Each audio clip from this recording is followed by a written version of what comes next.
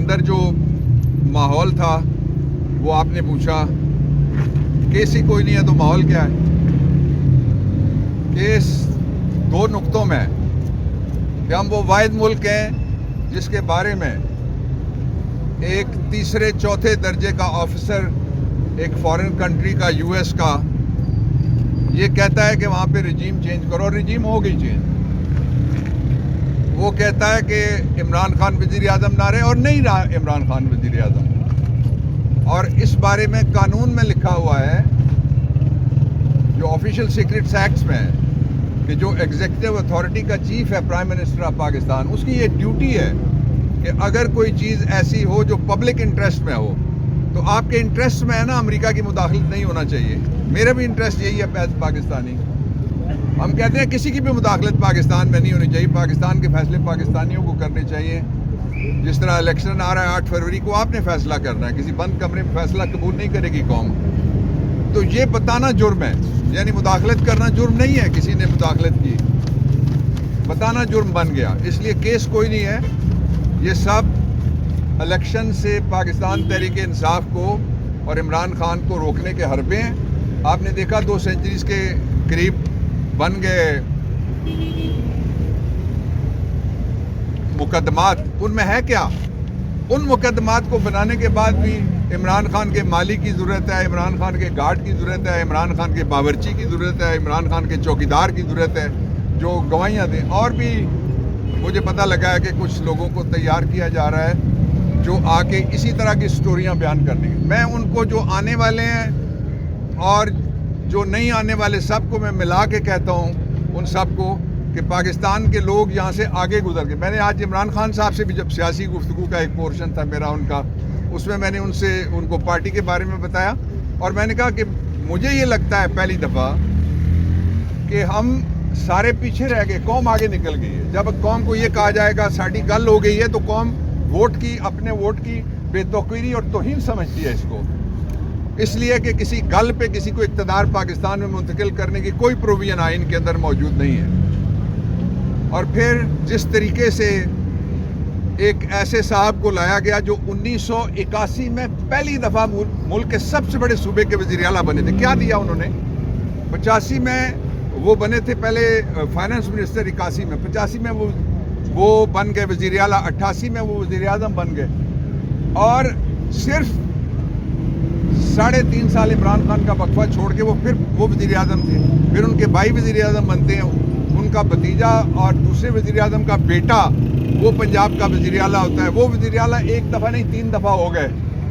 तो वो कौन सा नुस्खा कीमिया इस दफ़ा मिला है मेफेयर के अंदर से, जिसको वो लेके आए हैं और पहले नहीं था, और उन्होंने 18 महीने शहबाज शरीफ को भी नहीं दिया कि मुल्क किस तरह से ठीक कर दो। ये नुस्खा है, वो नुस्खा वो जेब में छुपा के रख के आए थे। उस नुस्खे का एक ही नाम है जो पाकिस्तान की कौम पूरी अच्छी तरह से जानती है, वो है NRO। और उन्होंने कहा ना कि जी बड़ी कुदरत मेहरबान है। कुदरत मेहरबान नहीं, NRO मेहरबान है आप पे। कुदरत जिस पे मेहरबान हो वो पब्लिक में जा सकता है, उसकी इज्जत होती है बाहर। कुदरत की मेज़बानी का सबसे जो बुनियादी नुक्ता है वो ये है कि आबरू हो। आपने तो मुल्क को तमाशा बना दिया। कल फिर एक इंटरनेशनल रेटिंग छपी है करप्शन में, पाकिस्तान को नवाज शरीफ के नाम से पहले नंबर पे लिखा हुआ, उसमें वो मीडिया पे आप देख लें उसको। तो इसलिए ये सारी कोशिश अपनी जगह, लेकिन कौम पूरी तरह से इलेक्शन के लिए तैयार है। पाकिस्तान तहरीक इंसाफ हर सीट पे इलेक्शन लड़ेगी, और पाकिस्तान तहरीक इंसाफ के उम्मीदवार सारी जगह पे खड़े होंगे। हमसे ज़्यादा किसी की भी तैयारी नहीं है इलेक्शन की, हमारी पूरी तरह से तैयारी है। और हमसे ज़्यादा पाकिस्तान के वोटर की तैयारी है। पहले सिर्फ PTI का वोटर था, अब पाकिस्तान का वोटर है। अब कोई सर्वे उठा के देख लें, कल बाजोड़ के एक PDM की पार्टी ने अपने पेज पे जो सर्वे कराया उसमें 82% इमरान खान है, बाकी सारे किधर हैं? तो इसलिए मेरा ये ख्याल है, और आइन ये कहता है, और लोगों का ये ख्याल है कि पाकिस्तान के लिए सीधा रास्ता ये है कि ये फर्जी मुकदमात और ये इस तरह के ट्रायल्स ये बंद किए जाएं। आगे देखने के लिए फौरी तौर पे fair, free and transparent election हो। फॉरेन मीडिया और पूरा पाकिस्तानी मीडिया उसको देखने की इजाज़त हो। ब्लॉगर्स उनको इजाज़त हो। इसलिए 67% मीडिया तो उधर है जो अल्टरनेट मीडिया है, उसको इजाज़त हो اور اس کے ساتھ ہی انٹرنیشنل آبزرورز ان کو بھی یہ ٹرائل دیکھنے کی اس لیے کہ اس کی ڈائمنشن ہے انٹرنیشنل. اس میں امریکہ آج عمران خان نے اندر کہا بھی ہے کہ امریکن ایمبیسی کا نمائندہ اس کو بھی عدالت میں بلایا جائے, اور ایک سابق جرنیل کا بھی انہوں نے نام لیا ہے. جو اصل ایشو ہے وہ یہ ہے کہ اس ایکسرسائز میں سے جو وچ ہنٹ کی ہے 1967 میں ہم نے شروع کیا تھا, جو مشرقی پاکستان کے اندر اس طرح کا اگرتلا سازش کیس, تو اس کا نتیجہ کیا نکلا جا کے؟ اچھا انجام تب ہوگا جب لوگوں کو اپنی مرضی سے لوگ منتخب کرنے کی اجازت دی جائے گی, اور یہ باقی کوئی طریقہ بھی نہیں چل سکے گا. یہ میں بڑی کلیئرٹی کے ساتھ کہنا چاہتا ہوں. If there is any question, I'm there. Thank you. لے آئیں, ادھر ہی لے آئیں. All I, on behalf of Mr. Imran Khan and the journalist community, I raised very serious objection upon non-access being given to the international media.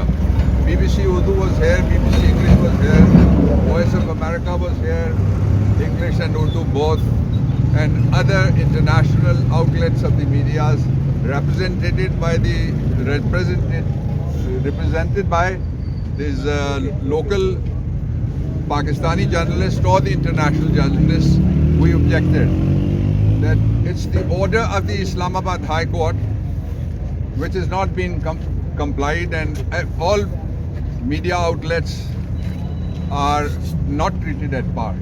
Few people went, few people were kept outside. So یہ پہلا اعتراض تھا. اور دوسرا جو اعتراض تھا ہمارا وہ یہ تھا کہ assumption آف جورسڈکشن کے اوپر ہے. کورٹ نوٹیفائی ہونا ایک بات ہے. جب اسلام آباد ہائی کورٹ نے ایک دفعہ کہہ دیا کہ ساری پچھلی کارروائی نل اینڈ وائڈ کی جاتی ہے, تو پھر آپ کو نئے سرے سے جورسڈکشن ایزیوم کرنے کے لیے قانون بتانا پڑے گا کہ جو آپ کو اجازت دیتا ہے کہ نئے سرے کے اندر آپ کس کے نیچے جورسڈکشن ایزیوم کریں گے, لا کے نیچے. یہ دو. اور تیسری بات یہ ہے کہ وہاں